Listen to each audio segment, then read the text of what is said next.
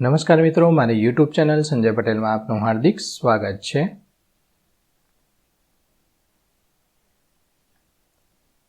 મિત્રો, આજે આપણે ધોરણ 3 વિષય છે ગુજરાતી કલસુર, તેનો પાઠ 10. પાઠનું નામ છે ચાલો સૌને રમત મુબારક.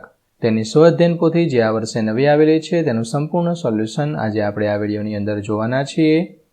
પરંતુ તે પહેલાં જે મિત્રો અમારી ચેનલમાં નવા છે, જેમણે હજુ સુધી અમારી ચેનલને સબસ્ક્રાઇબ નથી કરી, તે અમારી ચેનલને જરૂર સબસ્ક્રાઇબ કરે, વિડીયો લાઇક કરે, શેર કરે અને બેલ નોટિફિકેશન આઇકોન ઓન કરે, જેથી અમારા દરેક નવા વિડીયોની નોટિફિકેશન તમારા મોબાઈલની સ્ક્રીન પર મળી શકે. મિત્રો, આ દરેક વિડીયોનું PDF સ્વરૂપે સોલ્યુશન મેળવવા માટે તમારા મોબાઈલના પ્લે સ્ટોરમાં વિશ્વગુરુ સર્ચ કરી એપ્લિકેશન ઇન્સ્ટોલ કરી શકશો. તદ્દન ફ્રી એપ્લિકેશન છે, કોઈપણ પ્રકારનો ચાર્જ તમારી પાસેથી લેવામાં આવતો નથી. શરૂઆતની સ્ક્રીન આવી જોવા મળશે. તેમાં સ્વઅધ્યયન પોથી પર ક્લિક કરી ધોરણ પસંદ કરતા, વિષય પર ક્લિક કરતા વિડીયોના ઓપ્શન પરથી તમે વિડીયો જોઈ શકશો અને PDFના ઓપ્શન પરથી તમે PDF સ્વરૂપે સોલ્યુશન મેળવી શકશો. ખૂબ જ સારી એપ છે, એકવાર જરૂર ડાઉનલોડ કરીને જોજો. ચાલો સોલ્યુશન શરૂ કરીએ. તેમાં પ્રશ્ન પહેલો, ઉદાહરણ મુજબ શબ્દ બનાવવાના છે. અહીંયા રમશું તો અહીંયા થશે ભમશું. તે જ રીતે રમતું તો અહીંયા જમતું, રેલમછેલ તો ખેલમખેલ, મસ્તી તો પસ્તી, ખળખળ તો પડપડ, ગમતું તો નમતું.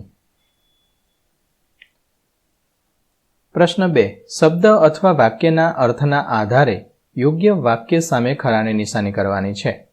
તેમાં પહેલું છે મીનાને શિખામણ ગમતી નથી, તો મીના હંમેશા કોઈનું કહ્યું માનતી નથી. હોશિયાર તો હોશિયારમાં બંધ બેસતું હોય તેવું હોશિયાર માણસ મૂર્ખામી કરે.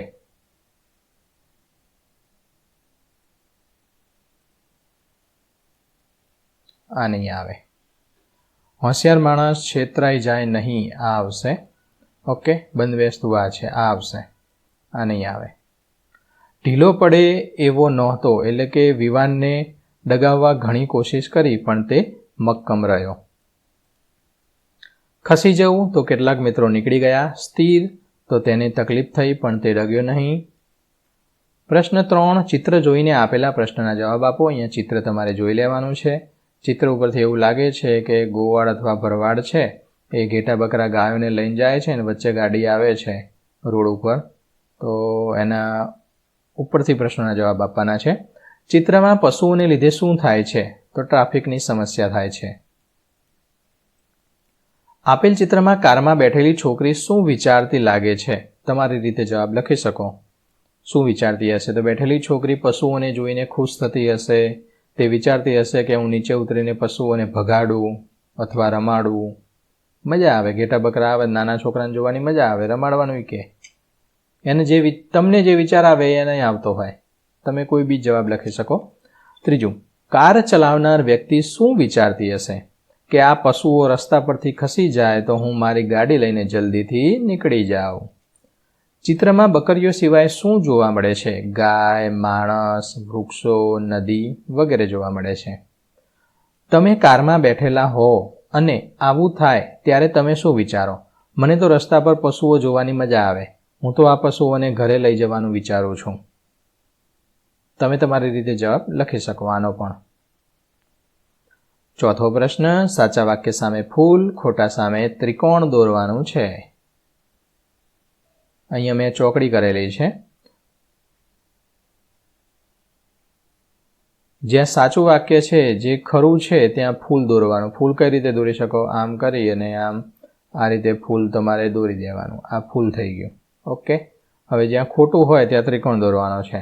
તો ત્રિકોણ છે, તમે અહીંયા આ રીતે તમે ત્રિકોણ દોરી શકો. જ્યાં જ્યાં ખોટું છે ત્યાં આ રીતે તમારે ત્રિકોણ દોરવાનો છે.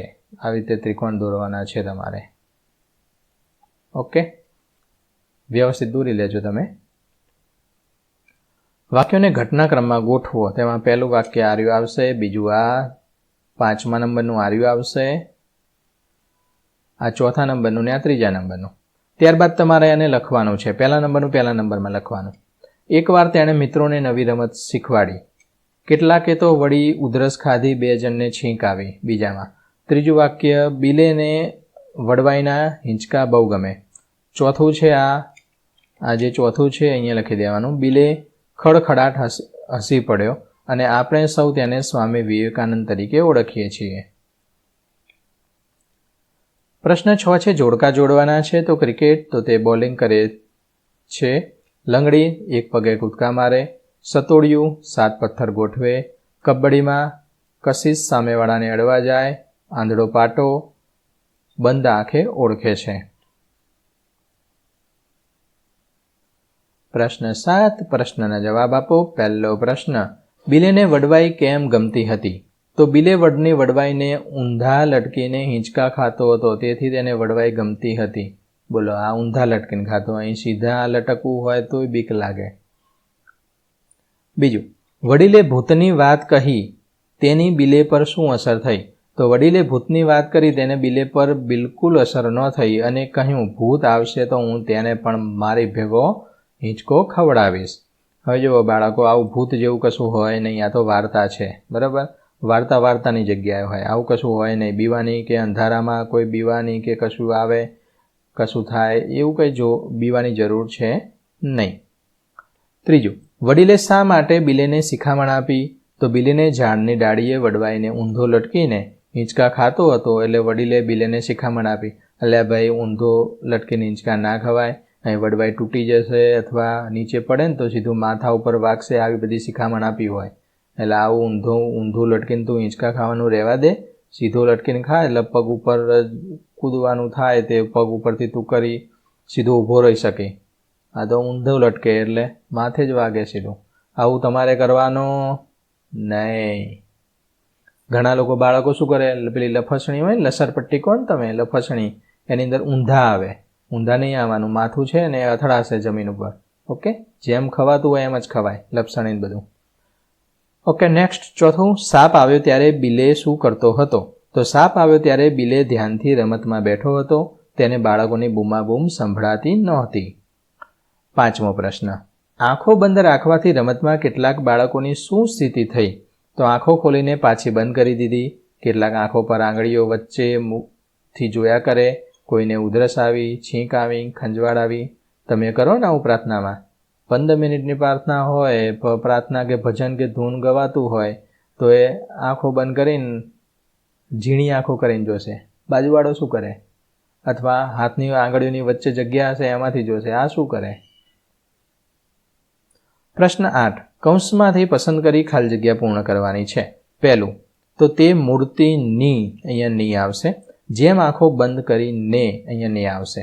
વડીલ ની શિખામણ બિલે ને, અહીંયા લટકાવી ને, અહીંયા હસી પડ્યો અને અહીંયા રમતમાં. આ રીતે તમારે લખવાનું છે. એક એક શબ્દ મૂકતો જવાનું અને બંધ બેસતું હોય એ આપણો જવાબ આવે. ઓકે, અહીંયા માની જગ્યાએ મી લખો તો શું થશે?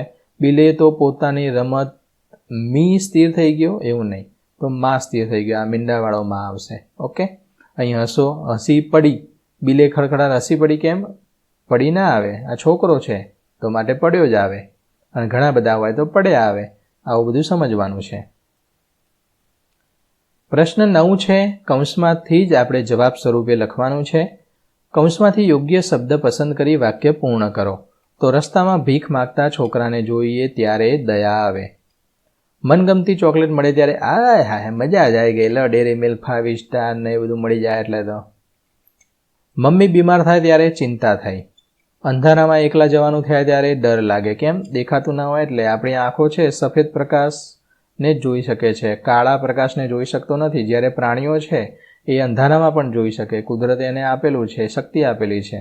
ઓકે, એટલે આપણને કશું દેખાય નહીં એટલે બીક લાગે. યાર કાંક હશે તો કંઈ ના હોય, દિવસે હોય એવું રાતે હોય. ગમતું રમકડું કોઈ તોડી નાખે તો ગુસ્સો આવે. એ કેમ તોડી નાખ્યું ખબર નહીં પડતી, આમ ને તેમ ને કેટલું બોલી જાય. તો મિત્રો, અહીંયા આશા રાખું છું કે આ વિડીયો છે તે સોલ્યુશન સ્વરૂપે તમને સારો એવો ગમ્યો હશે. વિડીયો લાઇક કરો, અન્ય મિત્રોને શેર કરો અને દરેક વિડીયોનું PDF સ્વરૂપે સોલ્યુશન મેળવવા વિશ્વગુરુ એપ ઇન્સ્ટોલ કરો.